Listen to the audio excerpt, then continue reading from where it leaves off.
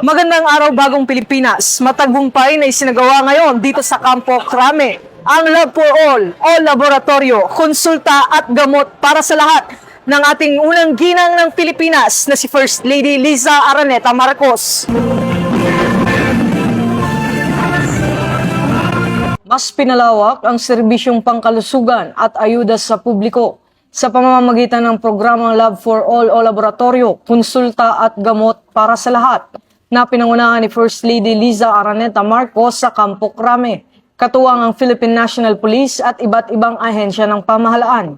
Nagsimula ang programa sa registration at opening ceremonies, kabilang ang invocation na pinangunahan ni Police Brigadier General Jaime Siriña III, special performances, audiovisual presentations at presentasyon ng eGov app ng Department of Information and Communications Technology.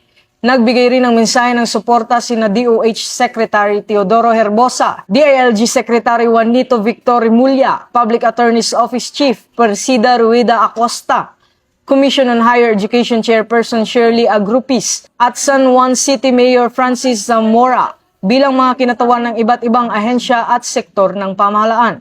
Sa pagdating ng First Lady, pinangunahan ni PNP Chief Police General Jose Melencio Nartates Jr. ang welcome remarks at pagpapakilala sa panauhing pandangal bago ang inspirational message ni First Lady Marcos at ang ceremonial turnover ng mobile laboratory.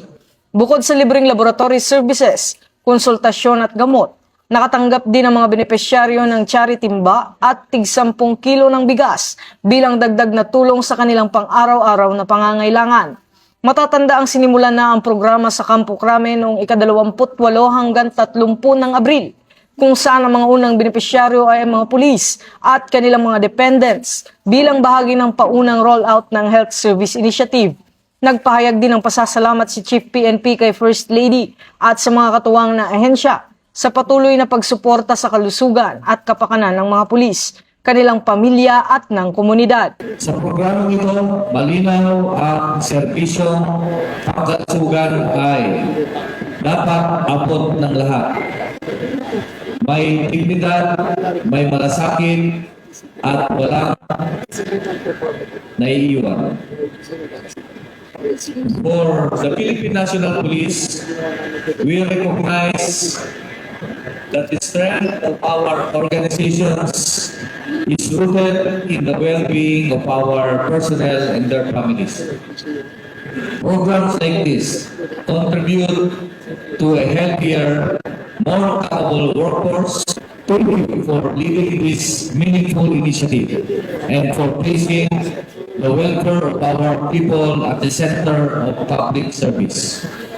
We look forward to supporting initiatives like this as we continue working together toward a bagong Pilipinas where services are accessible, responsive, and felt by every Filipino.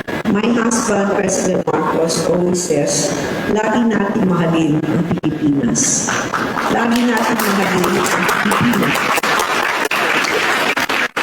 And nowhere is that love more evident than in the service of our national police.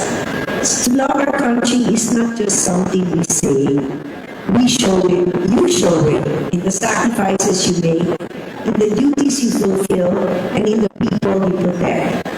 Loving our country is not about slogans, it's not about noise or impact, it's about service. Don't cry, Mom. And so to our partners in government and to our partners in the private sector, to every volunteer who made today possible, marami pong salamat sa inyong lahat.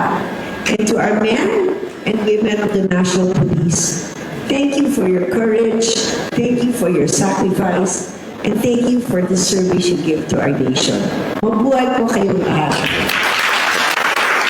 Binigyan din niya ang kahalagahan ng ganitong programa sa pagpapalakas ng serbisyong pangkalusugan at malasakit sa mamamayan. Ito ang bagong PNP para sa bagong Pilipinas. Serbisyong mabilis, tapat at nararamdaman. Mula rito sa Campo Crame, ako ang inyong PNN correspondent, Patrolman Don Brosas, alagad ng batas, tagataguyod ng Balitang Pulis.